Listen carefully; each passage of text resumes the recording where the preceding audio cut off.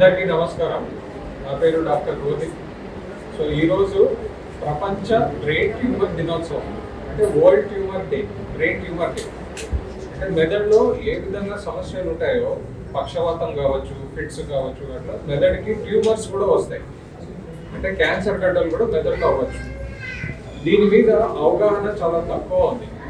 దీని మీద అవగాహన ఏ విధంగా ఉండాలంటే, ఎప్పుడైనా కానీ చేతిలో వీక్నెస్ కానీ, కాళ్ళలో శక్తి తగ్గిపోవడం కానీ, నడిచేది సొట్టగా నడవడం కానీ, మాట పడిపోవడం కానీ, మూతి సొట్టపోవడం కానీ, ఇట్లాంటివి ఏమైనా సమస్యలు ఉంటే ఎంత వీలైతే అంత తొందరగా మీ దగ్గర ఉన్న నరాల స్పెషలిస్టులు కానీ, లేదా మన హాస్పిటల్లో నరాల స్పెషలిస్టులు కానీ కలవడం చాలా మంచిది.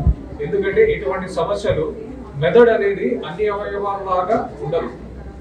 మెదడికి ఎంత తొందరగా ట్రీట్మెంట్ అందితే అంత రిజల్ట్స్ ఉంటాయి. మిగతా అవయవాలకు అలా కాదు. మనం కొంచెం టైం ఉన్నా కానీ పర్లేదు, కానీ మెదడికి టైం అనేది చాలా ముఖ్యం. కాబట్టి ఇట్లాంటి సమస్యలు ఉన్నప్పుడు ఎంత వీలైతే అంత మీ డాక్టర్ని కలిసి ఇమీడియట్గా బ్రెయిన్ స్కాన్ చేసుకోవడం కానీ ఇవన్నీ చేసుకోవాల్సి వస్తుంది.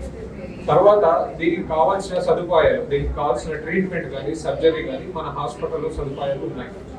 ఇవి మనం ఆరోగ్యశ్రీ, డాక్టర్ ఎన్టీఆర్ వైద్య సేవా స్కీమ్ కింద కావచ్చు, క్యాష్లెస్ ఇన్సూరెన్స్ కింద కావచ్చు, లేదా పేమెంట్లో కానీ మన హాస్పిటల్లో ఫ్రీగా చేసుకోవచ్చు.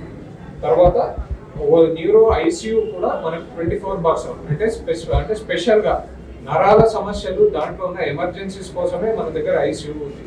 ఇటువంటి న్యూరో ఐసీయూ మనకి ఎక్కడ కర్నూలులో కూడా స్పెషల్గా ఒక నరాల స్పెషాలిటీకి మాత్రమే ఐసీయూ కేటాయించడం అనేది ఏ హాస్పిటల్లో లేదు.